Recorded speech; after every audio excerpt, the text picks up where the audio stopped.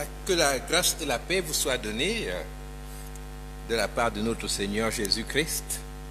Et je vous salue tous, vous tous qui êtes à l'écoute de cette prédication ce soir. Et nous allons aborder le thème de malédiction familiale. Sortir des malédictions familiales ou ancestrales, qu'on a aussi appelé les péchés ancestraux. Et la dernière fois, nous avons étudié un personnage dans l'Ancien Testament, Balaam, qui avait la capacité de maudire. Et nous avons vu qu'il était incapable de maudire Israël parce qu'il ne voyait pas les iniquités, les péchés qu'il y avait en Israël. Ce n'est pas qu'il n'y avait pas de péché en Israël, mais Dieu avait couvert, Dieu avait caché ces péchés d'Israël. Et c'est une image de ce qui se passe dans la vie du croyant, où même s'il y a des péchés dans la vie des enfants de Dieu, Dieu recouvre ses enfants par le sang de Jésus-Christ, ce qui fait que Balaam, qui représente l'ennemi, le diable, est incapable de les emporter. Et qu'est-ce qu'il doit faire? Il doit réussir à les séparer de Dieu en les conduisant à une vie de désobéissance avec Dieu, à la rupture de leur communion avec Dieu, et là, il pourra enfin les avoir. Et nous avons construit les malédictions familiales parce que c'est un thème dont on parle beaucoup. Il est important que les enfants de Dieu en soient conscients. Une malédiction, c'est comme une barrière que tu ne peux pas franchir, un plafond au-dessus de toi. Donc celui qui est maudit se sent piégé. Il est incapable de traverser des étapes qui sont pourtant déterminantes dans sa vie. Par exemple, on peut dire, tu n'auras jamais le baccalauréat. Tu n'auras jamais la licence ou le BEPC. Voilà une malédiction. Si elle s'accomplit, celui qui est maudit n'aura jamais cet examen, même si on lui donnait tous les sujets à l'avance. On dit aussi, parfois, personne ne va se marier dans ta famille. Ou alors, vous serez toujours pauvre. La liste des malédictions possibles est très... Se sentent sous une malédiction. Se rendent compte qu'ils échouent dans ce qu'ils entreprennent. Ils ont l'impression d'échouer sur la ligne d'arrivée. J'ai entendu certaines personnes parler d'un esprit de non-accomplissement. Alors, dans la Bible, il n'y a pas les noms de tous ces esprits, n'est-ce pas? Donc, je pense qu'ils veulent dire qu'ils travaillent, les choses semblent aller, ils sont par exemple sur le point d'être recrutés et à la dernière minute, ça ne marche pas. Et ils disent, j'ai un esprit de non-accomplissement. Et ces malheureux ont souvent recours à des séances de délivrance, à l'occasion desquelles un pasteur ou un prophète ou un apôtre chasse l'esprit qui les habite, ou bien qui est censé les habiter, et il parle très souvent de couper les liens. Et parfois, pour éviter cette situation, il y a des chrétiens qui confessent les péchés de leurs parents parce qu'ils veulent en être délivrés et ils estiment que ce sont ces péchés-là qui empêchent qu'ils puissent avancer dans la vie. Et cette doctrine de la confession des péchés des parents, ce n'est pas une doctrine exacte. On pense qu'elle vient de la Bible, mais elle n'est pas dans la Bible. Quand Daniel dit qu'il a confessé les péchés de ses pères, les pères dont Daniel parle, ce ne sont pas ses parents. Les pères de Daniel, c'est effectivement tout le peuple d'Israël, ceux qui l'ont précédé, ceux qui sont venus avant lui. Ce sont ses pères et qui ont péché. Parce que Daniel est en train de prier pour une restauration nationale pour Israël. Daniel n'est pas dans le cadre d'une prière personnelle. Il prie pour le retour du peuple en Israël. Il prie pour la fin de cet exil qu'ils sont en train de subir à Babylone pour que le peuple soit restauré devant Dieu. Donc c'est tout à fait normal que Daniel confesse les péchés de tout le peuple, et en particulier des pères qui ont péché et qui ont été déportés, parce que eux, ils sont venus là-bas très très jeunes. Ce sont des gens qui subissent ce qui s'est passé. Mais quand même, cette doctrine de la confession des péchés puise sa source dans la Bible. Là, je veux dire de la confession des péchés des parents.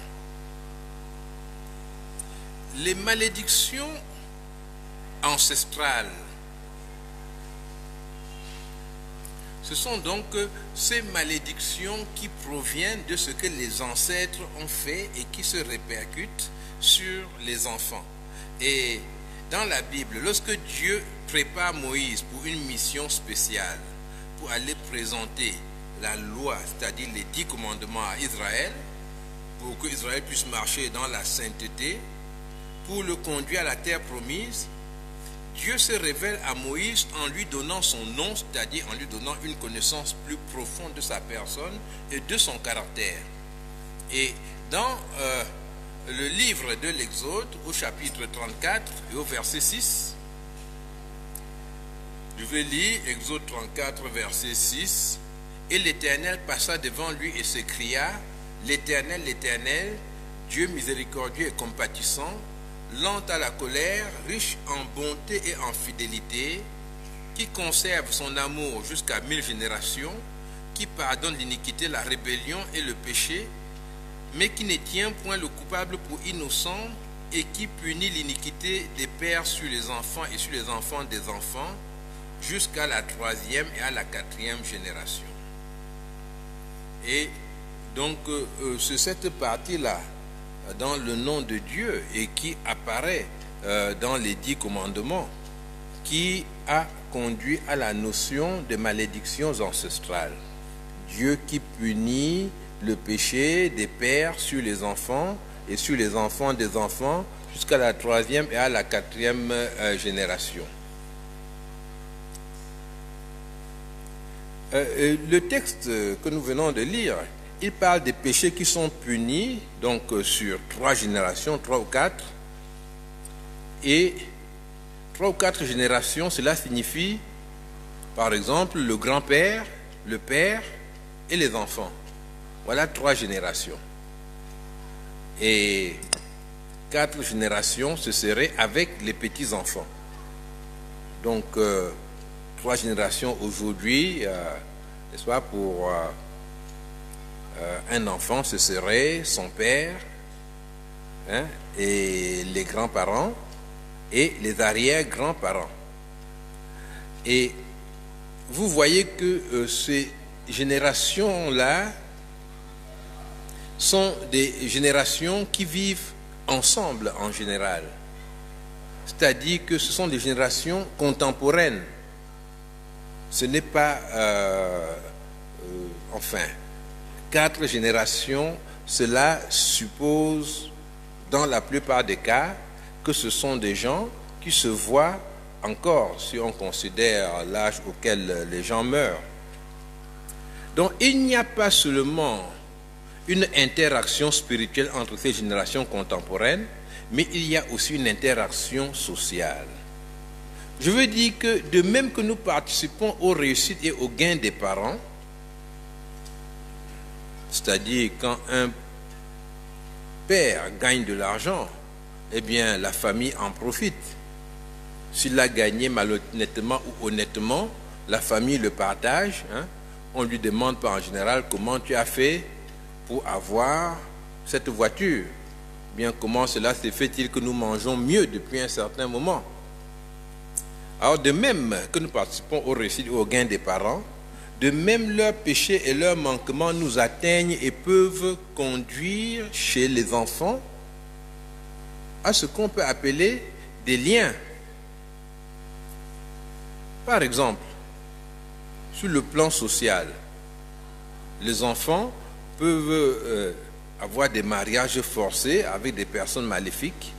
Il y a des enfants qui sont placés dans des familles qui les maltraitent. Ce sont les mauvais choix des parents, les péchés des parents qui ont une répercussion sur la vie des enfants. Il y a l'éducation dans des milieux malsains. Par exemple, il y a des enfants qui sont envoyés dans des écoles où on leur impose une religion. Et ils grandissent comme cela, mais avec l'idée que cette religion-là, c'était la vérité. Et ce qui crée un véritable traumatisme spirituel chez beaucoup d'enfants avec des conséquences graves. Il peut même avoir des liens qu'on peut dire congénitaux.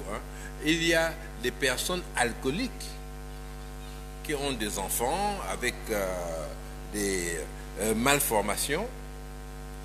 Il y a des maladies qui atteignent le nouveau-né et qui viennent de leurs parents. Et enfin, et surtout, ces liens peuvent être de nature spirituelle. Donc, nous reconnaissons l'existence de tels liens. Ne disons pas que non, ce n'est rien, non. Et nous tenons à mettre les chrétiens en garde contre ces liens qui peuvent exister réellement dans leur vie. Et ce soir, nous voulons donner aussi le moyen de pouvoir vivre une vie de liberté en Jésus-Christ, sans être la victime de tous ces péchés ancestraux. Alors, les liens spirituels, par exemple, un enfant peut être dédié à la sorcellerie. On parle d'enfants qui sont sacrifiés pour de l'argent, des enfants qui sont initiés dans des loges maléfiques. Tout cela a une conséquence sur la vie de l'enfant. Donc, lorsqu'on parle de punir les péchés des pères sur les enfants, ce n'est pas quelque chose où Dieu a une action pour le punir, mais c'est une loi de la nature. Dieu dit qu'il est le Dieu qui a fait le monde de cette manière et qu'il y a cette loi, et cette loi-là a aussi un pendant spirituel. La bonne nouvelle, c'est que les liens spirituels sont brisés lorsque nous venons à Jésus-Christ. C'est ça la bonne nouvelle. Quand nous devenons des enfants de Dieu authentiques, ces liens spirituels sont absolument brisés. Dites-vous toujours que Jésus-Christ est le vainqueur dans ce monde. Il a triomphé de tous ses ennemis. Mais la victoire de Jésus n'est pas encore visible entièrement dans notre monde physique. Mais dans le monde spirituel, Jésus a vraiment vaincu et il est Seigneur. Donc, dans les questions d'ordre spirituel, il ne faut pas qu'il y ait le moindre doute sur le fait que la victoire est totalement acquise. Et elle est acquise ici et maintenant. Ce n'est pas une victoire à attendre. Lisons dans la Bible, dans l'Épître aux Romains, au chapitre 8, au premier verset. Il y a donc ce passage, n'est-ce pas, les premiers versets du chapitre 8 de l'Épître aux Romains, qui fondent clairement notre liberté et notre victoire en Jésus-Christ sur toute forme de condamnation, de péché ou de lien ancestral. Il est dit, il n'y a donc maintenant aucune condamnation pour ceux qui sont en Jésus-Christ. En effet, la loi de l'esprit de vie en Jésus-Christ m'a affranchi de la loi du péché et de la mort. Car chose impossible à la loi, parce que la chair la rendait sans force, Dieu a condamné le péché dans la chair en envoyant à cause du péché son propre Fils dans une chair semblable à celle du péché. Et cela afin que la justice de la loi soit accomplie en nous qui marchons, non selon la chair, mais selon l'esprit. Alors, c'est un texte que beaucoup de gens connaissent par cœur, mais beaucoup aiment les paroles sans en chercher le sens. Et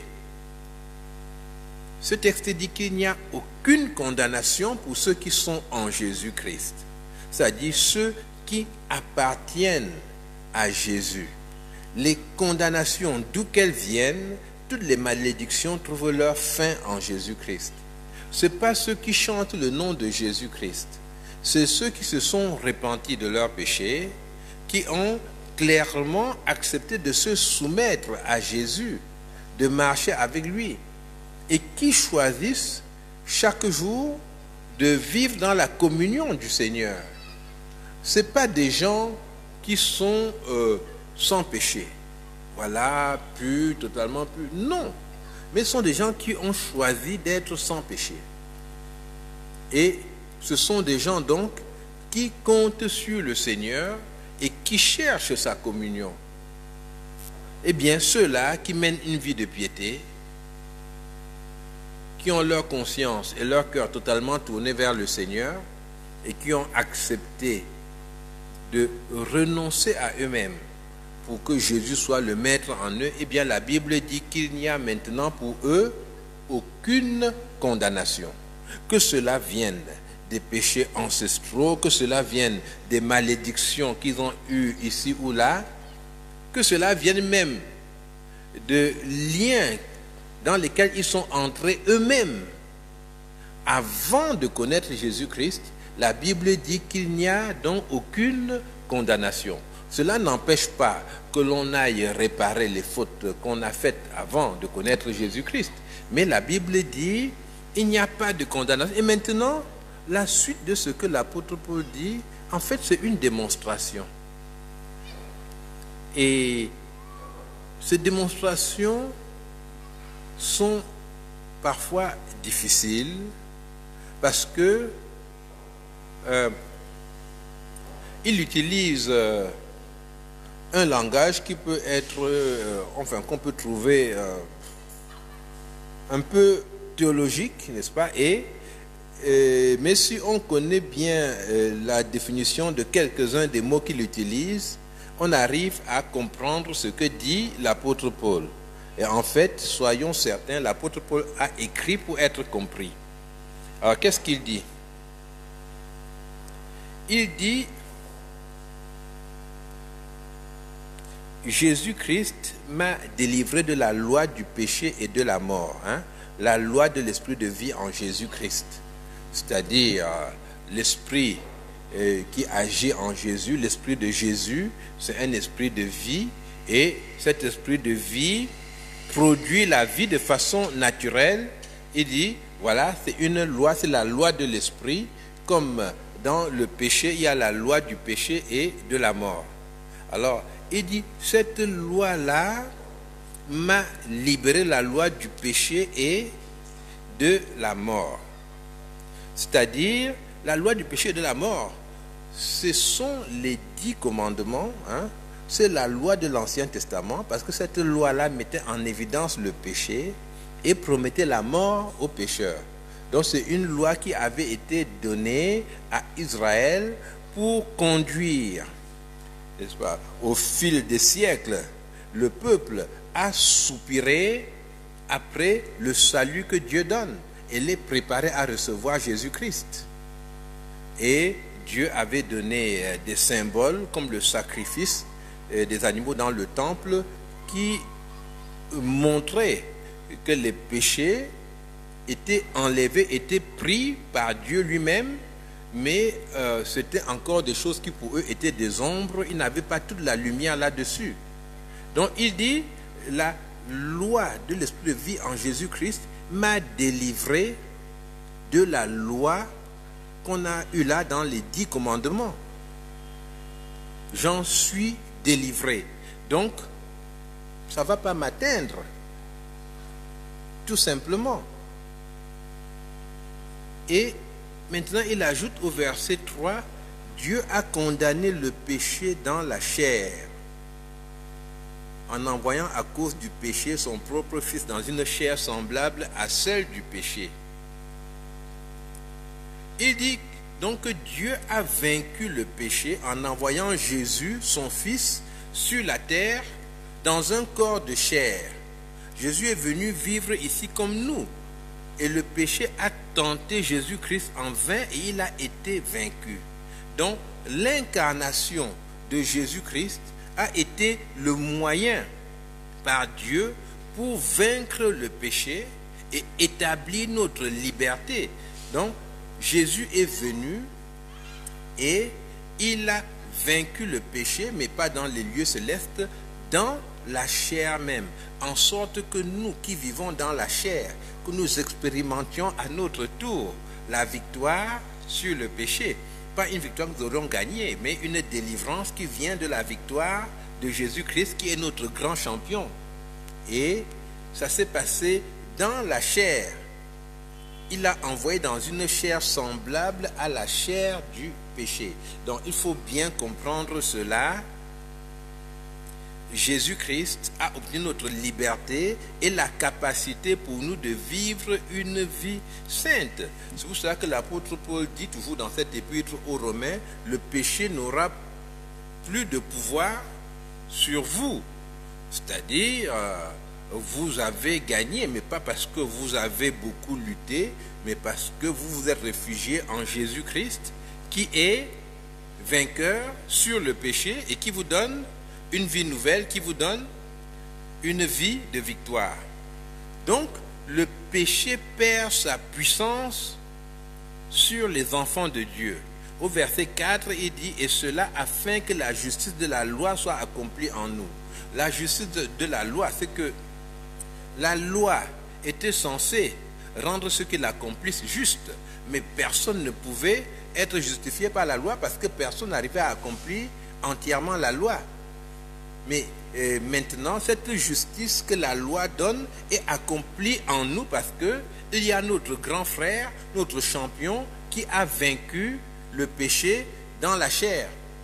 Et désormais donc, nous qui nous sommes associés à Jésus-Christ, nous qui sommes devenus, comme dit l'apôtre Paul, une même plante avec lui, nous qui sommes portés par Jésus-Christ, nous qui sommes les enfants de Dieu et qui appartiennent à Jésus-Christ, eh bien, nous aussi, nous sommes les héritiers de cette victoire. Donc, afin que la justice de la loi soit accomplie en nous qui marchons non selon la chair, mais selon l'esprit, et selon l'esprit qui est dirigé par le Seigneur Jésus-Christ. Alors, ce passage est vraiment capital. Quand on l'a compris, eh bien, on comprend qu'il ne peut avoir aucune malédiction d'aucune sorte dans la vie du chrétien. Que ce soit les malédictions prononcées par des gens comme Balaam, les malédictions prononcées même par vos parents, bien les malédictions qui viennent de la mauvaise vie que des gens ont menée avec vous, autour de vous, ou bien les malédictions ancestrales, celles qui viennent de vos parents. Et ce passage devrait avoir toute sa force dans nos vies. Malheureusement, des chrétiens le minimisent en ajoutant que nous avons encore besoin d'une autre délivrance. Et sur cela, les chrétiens ne voient pas la porte ouverte et la gratuité du salut que Jésus donne. Quand on parle de la nouvelle naissance, de devenir un enfant de Dieu, quand on parle du Saint-Esprit que Jésus donne à ceux qui se tournent vers lui, eh bien, il y a des chrétiens qui viennent dire oui, mais quand tu nais de nouveau, il te faut une cérémonie particulière pour recevoir le baptême du Saint-Esprit. C'est-à-dire, ils viennent toujours compliquer les choses, n'est-ce pas? C'est trop facile comme ça. Non, c'est pas possible. Eh bien, c'est ça. Le Seigneur est venu, qui s'est donné à nous et effectivement, ça peut sembler très très facile. Dieu a ouvert la porte afin que nous puissions entrer. S'il avait mis la moindre barrière, cette barrière aurait été trop élevée pour nous. Personne n'aurait pu entrer. C'est gratuitement. Et nous venons à lui et nous recevons le Saint-Esprit gratuitement. Et de même, il nous délivre de toutes les condamnations. Nous n'avons pas besoin de notre délivrance. Il nous faut plutôt bien nous associer avec Christ, mourir avec Christ pour vaincre les malédictions avec lui. Mourir avec lui signifie se laisser gagner entièrement par lui et mourir donc à nous-mêmes, à nos propres intérêts, pour que les intérêts du Seigneur prospèrent en nous et que nous connaissions l'épanouissement que Dieu a préparé pour nous dans sa grâce. Maintenant, nous posons la grande question suivante. Pourquoi est-ce que des chrétiens connaissent encore la puissance des malédictions ancestrales? N'est-ce pas? C'est la question qui est au centre de notre thème. Pourquoi est-ce qu'ils vivent des choses où ils reconnaissent ce qui a été vécu dans leur famille? Ils vous racontent des histoires, des témoignages. Vous voyez effectivement qu'ils se retrouvent sous des puissances qui semblent être des puissances opérant dans leur famille. Eh bien, la principale raison, c'est que, comme nous l'avons vu, il y a des péchés par association. C'est à cause de l'association. Je vais vous expliquer un peu. Si vous vous trouvez dans une maison en feu avec votre famille, vos frères, vos sœurs, ou bien vos enfants, vos parents, et que la maison tombe, elle va vous brûler. Vous n'allez pas dire, comme je suis un enfant de Dieu, la maison est en feu, moi je reste parce que ma famille est dedans, et puis, famille, ne craignez rien, comme je suis là, la maison ne va pas tomber. Pas du tout, elle va vous brûler. Quelle est la bonne réaction? La bonne réaction, c'est de fuir en essayant d'entraîner votre famille hors du feu. La bonne réaction, c'est de les tirer hors du feu et s'ils tiennent à rester là-dedans, c'est de quitter votre famille, d'aller chercher du secours. Peut-être que vous reviendrez et vous pourrez les sauver. Donc, il convient de vous séparer de tout ce qui déshonore Dieu et non de couper des liens chaque jour en confessant les péchés imaginaires de vos ancêtres que vous ne connaissez même pas bien. J'ai vu sur Internet des listes de péchés très longues. Et sur 4 générations, attention, le nombre des ancêtres devient très grand.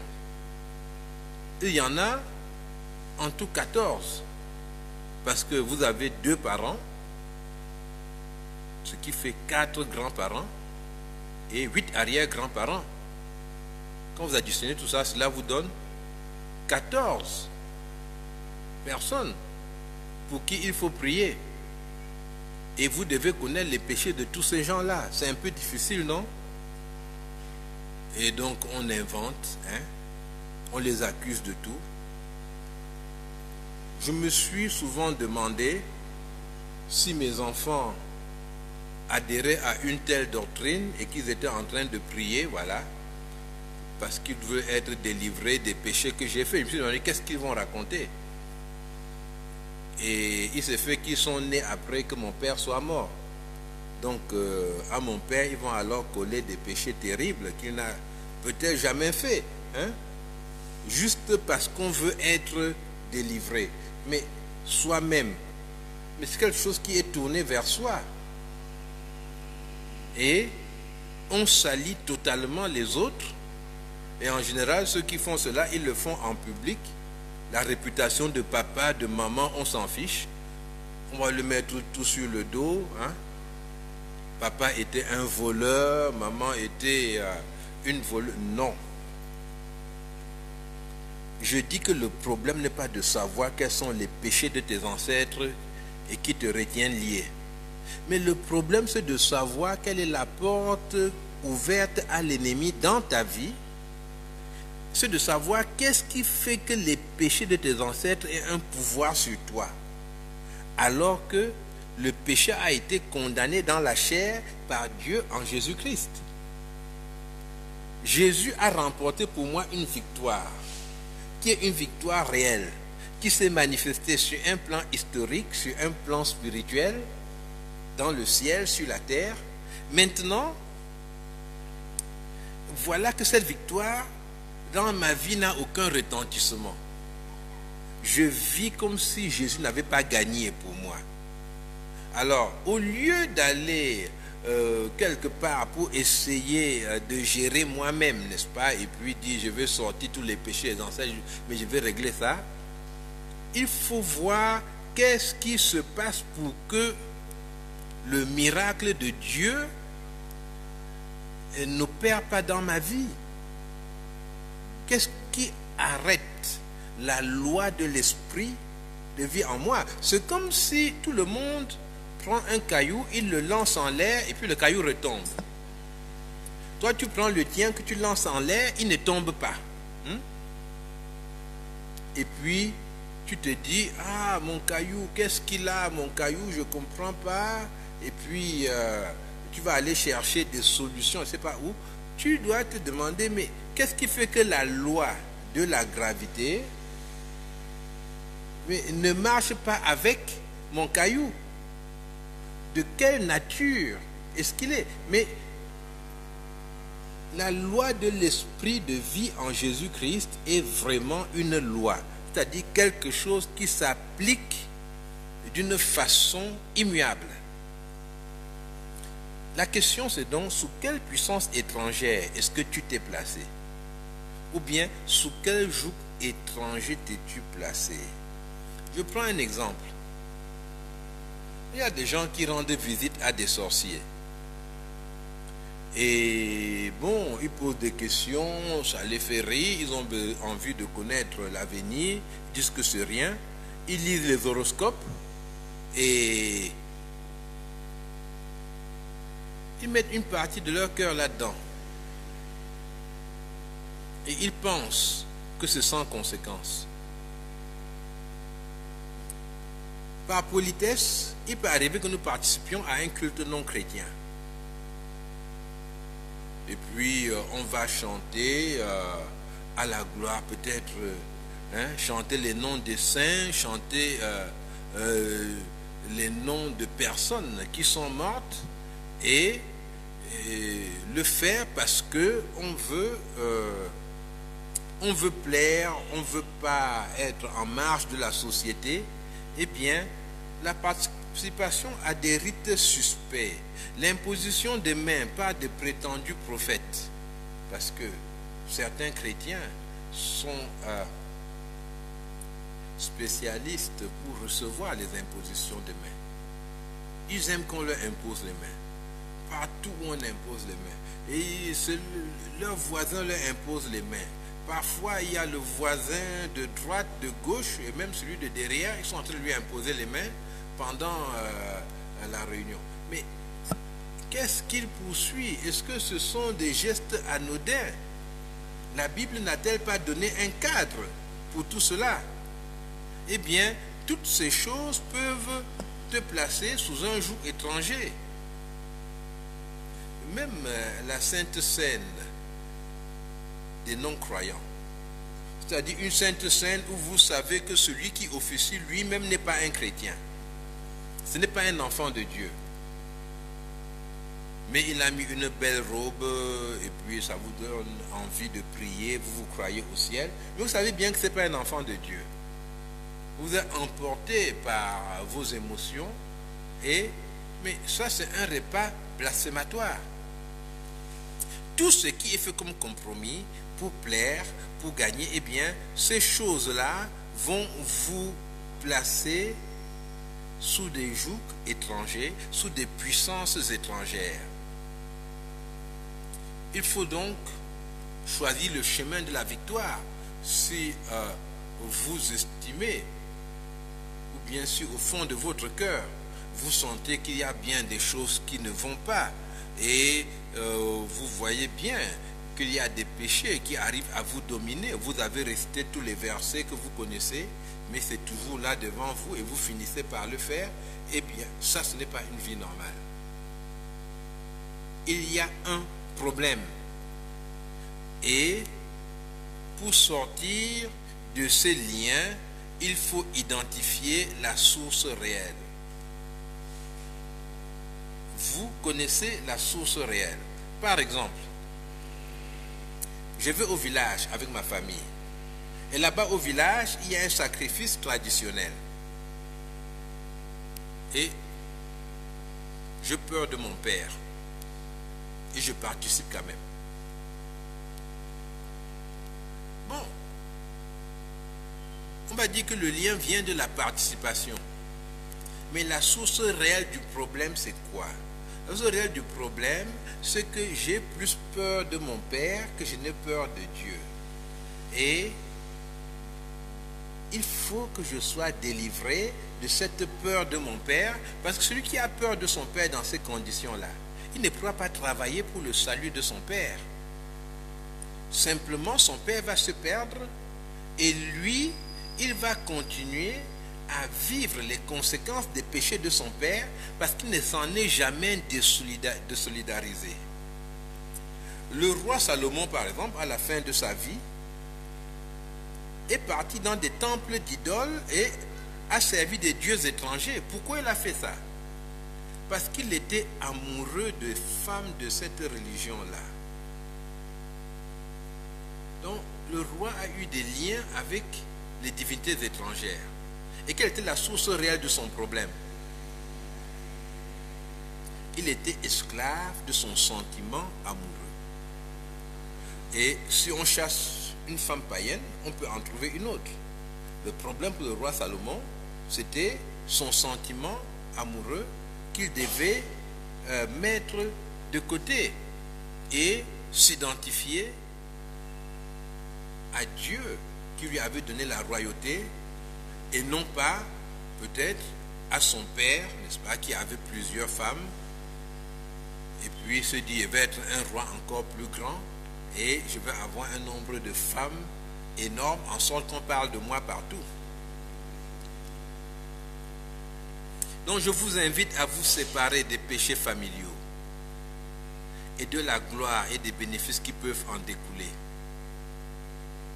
Si tu te vantes par exemple de la richesse de ton père, alors qu'il gagne son argent malhonnêtement, alors tu vivras aussi les conséquences de son péché, même si tu confesses ce péché-là 100 fois par jour. Seigneur, je confesse que mon père est un voleur, mais si je me vante de ce qu'il a construit une belle maison, de ce qu'il s'occupe bien de moi, de ce que je peux acheter ce que je veux, c'est-à-dire si je m'appuie sur les conséquences, n'est-ce pas, de ce vol qu'il fait, eh bien, je peux confesser autant que je veux, je serai toujours sous le pouvoir de ces péchés familiaux. Il y a rencontré une sœur en Christ qui se réjouissait de ce que son père était très beau et qu'il avait vraiment beaucoup de maîtresses. Les femmes le suivaient partout, vraiment les femmes l'aimaient trop. Et elle était contente de son père. Bon, ça peut paraître surprenant, mais elle était fière de son père, qui était quelqu'un de très admiré. Mais ces péchés vont retomber sur toi parce que tu n'étais pas séparé du mal. Tu peux donc faire cela et confesser les péchés de ton père tous les jours. Hein? Mais les péchés de ton père vont retomber sur toi parce que tu es associé à ton père. Donc il faut se désassocier du péché de l'autre. Il ne s'agit pas de chasser l'autre et puis de détruire toute la vie familiale, mais il s'agit de refuser l'association au péché d'autrui et donner ainsi même une chance à autrui de venir à Jésus-Christ. Donc, un enfant de Dieu qui vit dans la communion avec le Seigneur échappe totalement aux malédictions familiales parce que Jésus a clairement vaincu le péché, il l'a condamné dans la chair et il n'y a plus de condamnation pour ceux qui sont en Jésus-Christ. Le péché n'a plus de pouvoir sur lui et ne peut se transmettre à lui avec la malédiction qu'il apporte. Ce sont des vérités que nous devons recevoir dans la foi en Jésus-Christ. La foi, c'est la confiance en Dieu. Nous avons confiance en lui et cette foi rend sa parole opérante en nous. Croyons que Dieu nous aime réellement et puis que celui qui vient ainsi à lui est libre des malédictions liées à la famille. Avant de terminer, je vais prendre un exemple dans la Bible pour que vous compreniez que ce n'est pas une doctrine tirée de toutes pièces qui est fabriquée simplement à partir d'un texte du Nouveau Testament. Non, là, dans le livre de Nombres, au chapitre 16, on a une révolte extraordinaire, très très grave. C'est une révolte qui a marqué l'histoire d'Israël. C'est la révolte de Corée. Corée était un lévite et c'était quelqu'un qui servait Dieu et qui était à la tête d'une grande famille.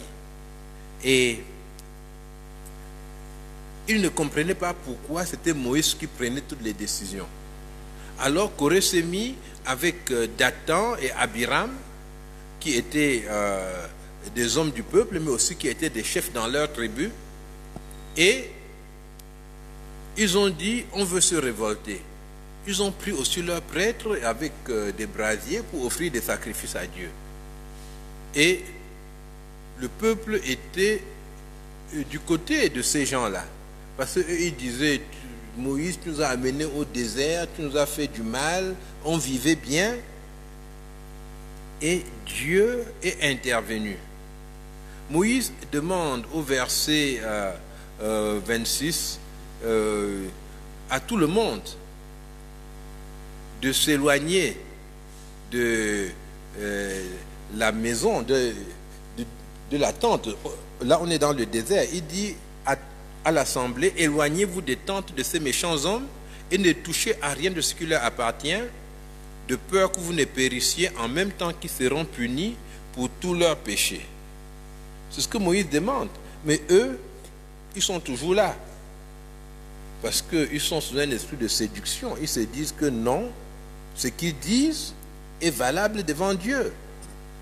Et au verset 27, il est dit, ils se retiraient de toutes parts, loin de la demeure de Corée, de Dathan et d'Abiram. Dathan et Abiram sortirent et se tinrent à l'entrée de leur tente avec leurs femmes, leurs fils et leurs petits-enfants. Vous voyez là, ils étaient 3 générations, n'est-ce pas? Ils étaient avec leurs femmes, mais la femme aurait pu dire, Dathan, je ne suis pas d'accord avec toi. Et dit, je préfère m'enfuir. Mais ils sont restés là. Ils étaient associés à Dathan et Abiram. Et Nombre 16, 32, la terre ouvrit sa bouche et les engloutit, eux et leurs maisons, avec tous les gens de Corée et tous leurs biens. La terre ouvrit sa bouche et les engloutit, eux et leurs maisons, avec tous les gens de Corée et tous leurs biens. Donc, ici, on se dit, c'est fini. Mais, quand vous allez dans le livre de Nombre, toujours au chapitre 26 et au verset 11, Nombre 26, 11, nous lisons, les fils de Corée ne moururent pas. Parce que vous connaissez peut-être des psaumes qui sont écrits par les fils de Corée. Les fils de Corée ne moururent pas. Ils écrivaient plutôt des psaumes. Qu'est-ce qui s'est passé là en fait? Les fils de Corée ne se sont pas mis avec les autres. Parce que quand vous lisez au verset 27, il est dit que c'est Dathan et Abiram qui étaient avec leurs femmes, leurs fils et leurs petits-enfants. Et quand la terre s'ouvre et engloutit les gens, on dit la terre les engloutit, n'est-ce pas, ce groupe-là de Dathan et Abiram, avec tous les gens de Corée et tous leurs biens.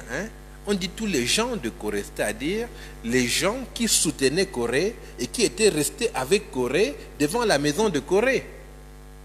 Mais les fils de Corée se sont échappés. C'était des Lévites qui connaissaient un peu la pensée de Dieu. Ils ont trouvé que la révolte n'était pas une bonne chose dans le désert. Ils ont estimé qu'il ne fallait pas se révolter contre Dieu. Et ils se sont éloignés et ils ont survécu.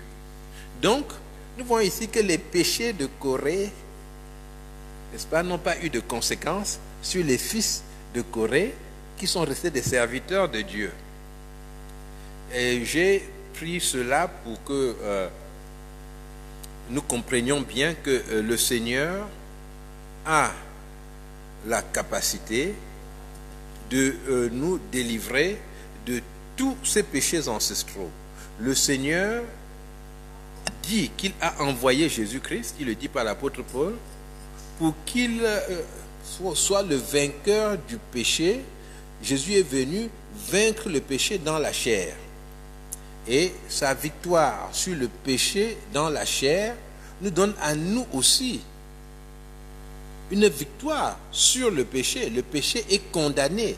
Il ne peut pas venir dans nos vies apporter la condamnation ancestrale qui se trouve dans les 10 commandements.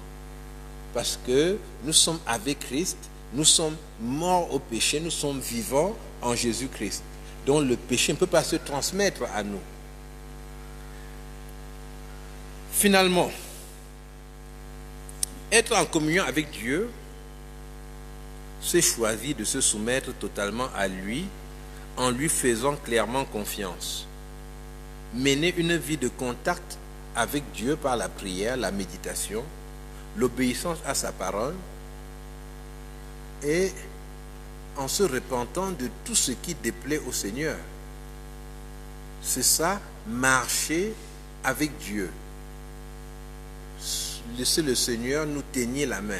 Et dans ces conditions-là, les péchés ancestraux n'auront aucun pouvoir sur nous et même les malédictions proférées ici ou là, celles qui viennent de notre tribu, celles qui viennent de nos ennemis, eh bien, elles n'auront aucun pouvoir sur nous parce que le péché ne pourra pas venir trouver sa place dans nos vies. Alors que le Seigneur vous bénisse et qu'il vous donne à chacun de marcher avec Jésus, proche de Jésus. Ne faisons pas comme Pierre qui suivait Jésus de loin le soir de la dernière Pâque et qui a finalement régné Jésus parce qu'il était loin de Jésus. Mais attachons-nous à lui, accrochons-nous au Seigneur.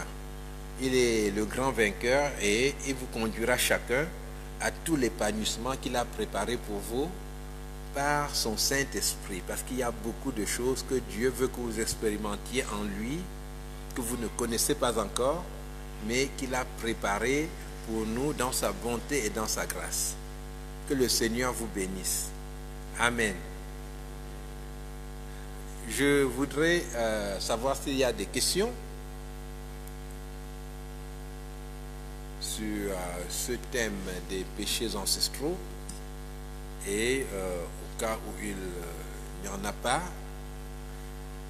je veux dire s'il n'y en a pas pendant que la vidéo passe, parce que généralement